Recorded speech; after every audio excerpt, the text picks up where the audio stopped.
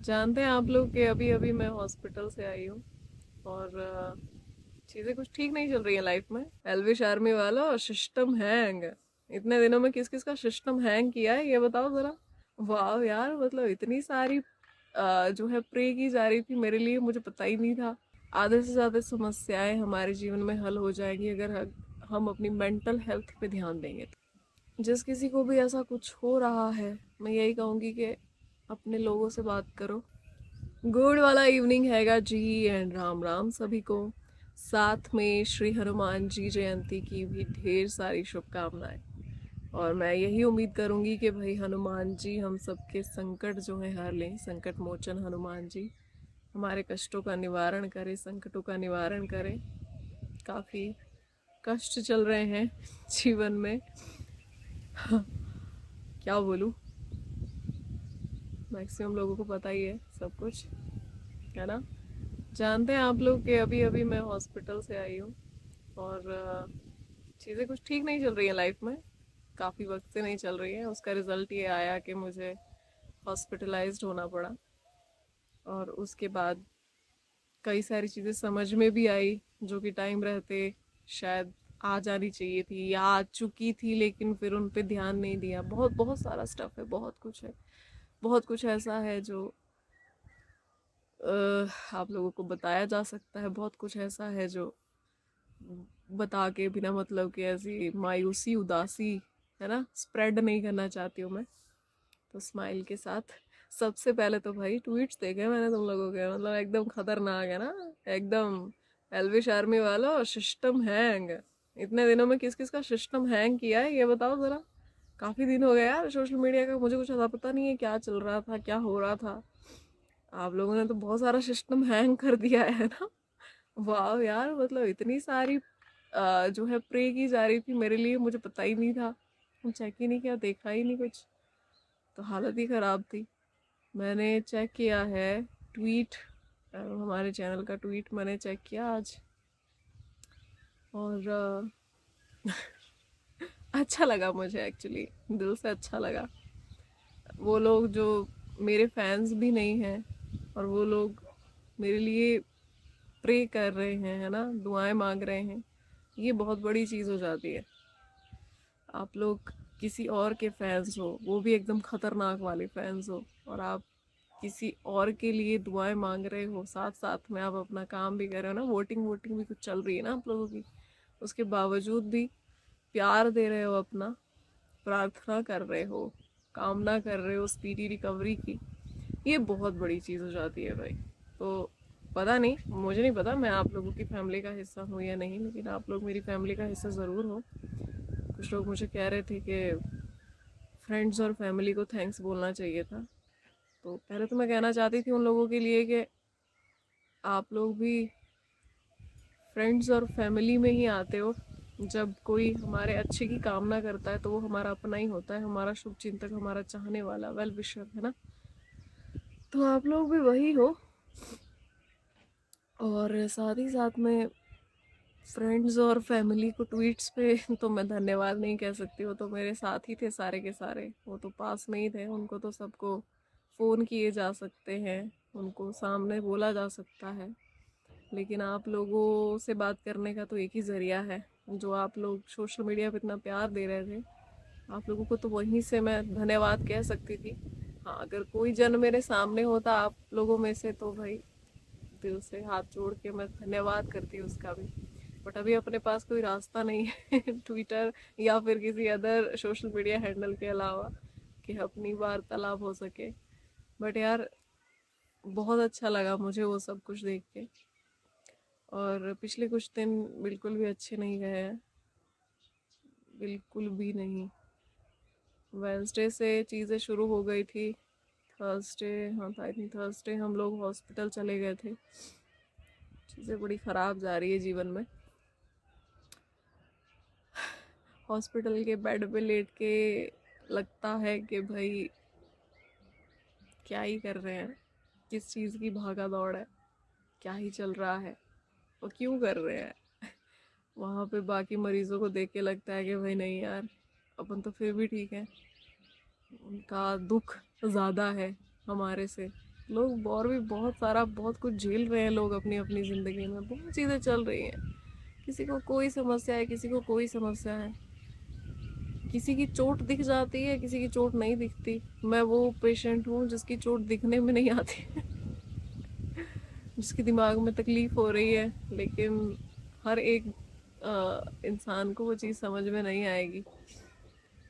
But एक चीज़ है यार, आजकल फिज़िकल हेल्थ के साथ साथ मेंटल हेल्थ पे ध्यान देना बहुत ज़्यादा ज़रूरी है, बहुत ज़्यादा ज़रूरी। मुझे लगता है कि आधे से ज़्यादा समस्याएं हमारे जीवन में हल हो जाएंगी अगर हम अपनी मेंटल हेल्थ पे ध्यान देंगे तो, है ना। और मुझे लगता है कि हमारा यूथ सफ़र कर ही रहा है, हम जैसे लोग सफ़र कर ही रहे हैं इस चीज़ से। हम लोग ना तो कोई बहुत ज़्यादा नए हैं, ना बहुत ज़्यादा पुराने हैं, लेकिन कुछ चीज़ें टैकल ही नहीं हो पाती है। ओवर थिंकिंग, एंग्जाइटी, डिप्रेस होना, स्ट्रेस लेना कई बार बढ़ जाता है, जो कि नॉर्मल नहीं है। तो इसीलिए जिस किसी को भी ऐसा कुछ हो रहा है, मैं यही कहूँगी कि अपने लोगों से बात करो। आपकी लाइफ में जो भी आपका अपना है उससे बात करो, दोस्त है, कोई रिश्तेदार है, भाई बहन, मम्मी पापा, जो भी आपके ज़्यादा करीब है, बात करो इन चीज़ों के बारे में। क्योंकि अगर अंदर अंदर अंदर रखते रहोगे सब कुछ, फटोगे एक दिन और फिर काम खराब हो जाएगा, फिर भागना पड़ता है हॉस्पिटल को।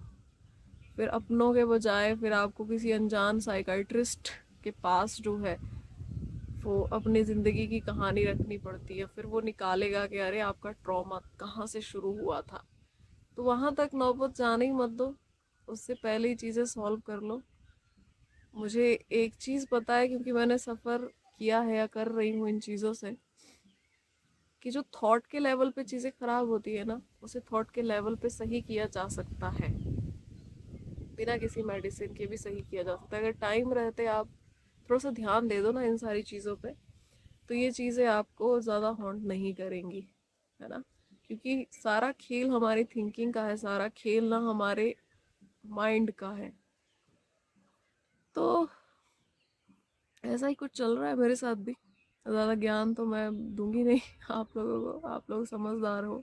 लेकिन बस यार मैं चाहती हूँ कि जिस तरीके से मैं सफ़र कर रही हूँ कुछ चीज़ों से, कोई और सफ़र ना करे।